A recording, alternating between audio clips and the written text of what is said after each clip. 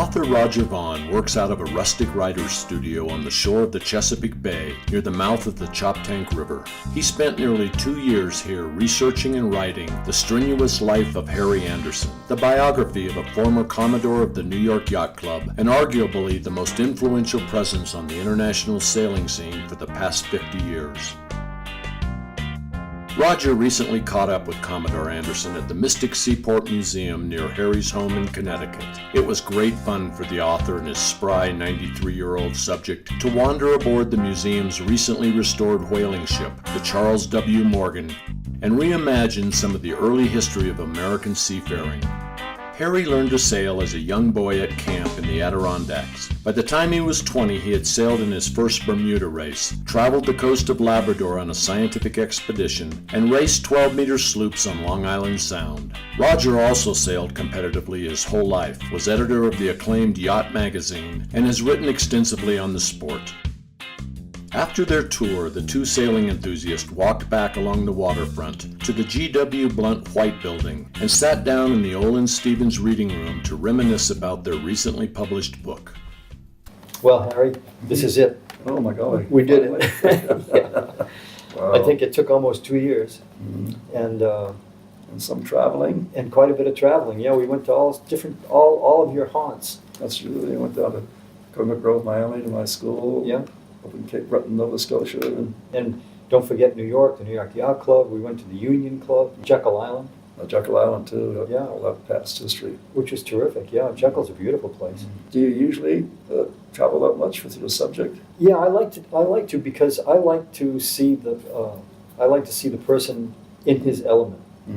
And you can read about it, you can look at the pictures, but there's no substitute for actually being there and seeing how you're received and how you handle the situation and so forth. So yeah, I think it's really important. And the traveling was very interesting, and I think it all started when after the first 25 minutes that we ever met, you handed me the key to your apartment and said, right. "I'm not going to be here next week. Why don't you come up and here are all the files?"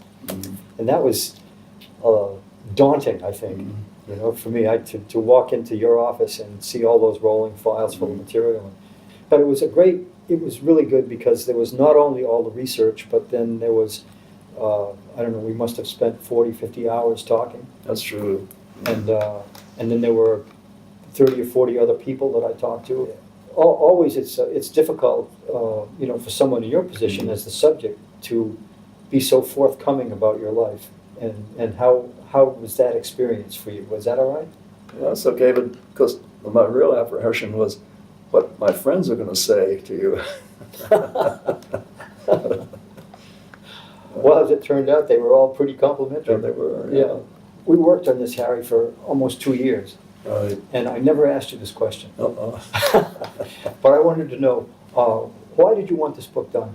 Well, I always milled around with the idea, what am I going to do with all this material? Because I kept all those logs of trips, Right. business, or whatever it was. And, America's Cup. you know, and didn't want it to go to waste. Are you happy with the way it turned out? Oh, definitely. Yeah. Good. Is it all true, Harry? Oh, yeah. Of course, the great accomplishment was getting Prince Philip to do the introductory letter. I know. That's a pretty good story. You know, whenever I do a book, I always imagine if I could have anybody in the world write the foreword, who would it be? Because I think you should designate that person and see if you can get him. You know, and when it became evident that you knew Prince Philip through the Puna Yacht Club, that just stuck in my head. And remember, I said to you, Harry, do you think we could get Prince Philip to write the foreword? And you said yes. I ended up calling it The Strenuous Life of Harry Anderson. How do you react to that? Do you think your life has been a strenuous life? And you know, some of us reacted to that title as not really telling anyone what it was all about. Yeah, but the word strenuous it means what it means. Yeah, but I think it gets its connotation out of Teddy Roosevelt's speech. Right. You sort of have to read the book to find out about it. But I think when you read the book, you agree. Well, yeah, I know it's been a strenuous life, juggling too many apples at the same time. But you still are, really, aren't you? Well, that's true. Not everybody leads a strenuous life. Why do you think you were selected? That's a good question. there's probably a number of too many interests, collateral, sports and academic, and of course, some of my ancestors led a pretty strenuous life too. So you're really carrying on a tradition in a way, aren't you? Well, I guess so. Yeah. When did you feel that tradition? Well, because, we led an active life on the weekends. We go horseback riding before lunch, play tennis in the morning, go sailboat racing in the afternoon, and then the Saturday night dance at the club. I mean, people kept active in those days. Remember that story about when you went for your interview at Adirondack School? You canoed Yeah, like canoe. 4.5 hours or so. Mhm. 2 canoes with the family. Yeah. Right, and you were just 12 or so at that Yeah, time. right. That's a lot to ask for a Big job. 12-year-old, I isn't know. it? Do you think that whole thing toughened you up? Oh, no doubt, no doubt. Yeah. People today don't know how to paddle a canoe or chop a log and some of the basics. The Adirondacks were important in teaching you a lot of that sort of thing, right? Well, that's true because being up there at camp, at the family camp in summer, and then being at the Adirondack, Florida school, fall and spring. Right. Spent a lot of time in the Adirondacks, outdoors, fishing. Would you say there's a big change in how active people are from when you grew up to today? Well, yeah, I think so because as you mentioned earlier, they're all on the boob tube, and instead of arguing with each other or exercising or having interpersonal change. One of the aspects of the strenuous life is to promote the strenuous life, I think. One of the things this book does is it through you, through how you have done it, it promotes the idea of a strenuous life.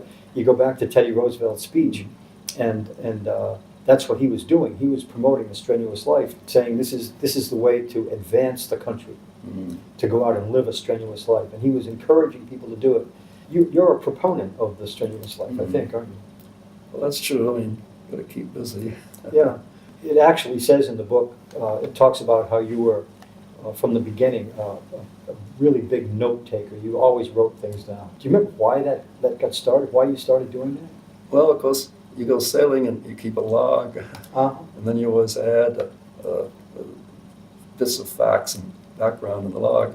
And then, it's traveled around the world for one reason or another, either as a vice president of the International Racing Union or going to different navies in connection with the tall ships. So I always kept a log of those details. Right, but this started early, didn't it? I mean, Well, it started at prep school. I remember we used to keep a log of our weekend cruises. uh-huh. So it really was from log keeping that got into Probably, note keeping and so forth. In the book, I called you the first blogger. Oh, really? Yeah. Well, there's millions of people have blogs now, but you did it with pencil and paper or typewriter and mimeograph machine and envelopes and stamps. And I think if it wasn't for the voluminous amounts of memos and stories and pieces that you'd written, we wouldn't have this book.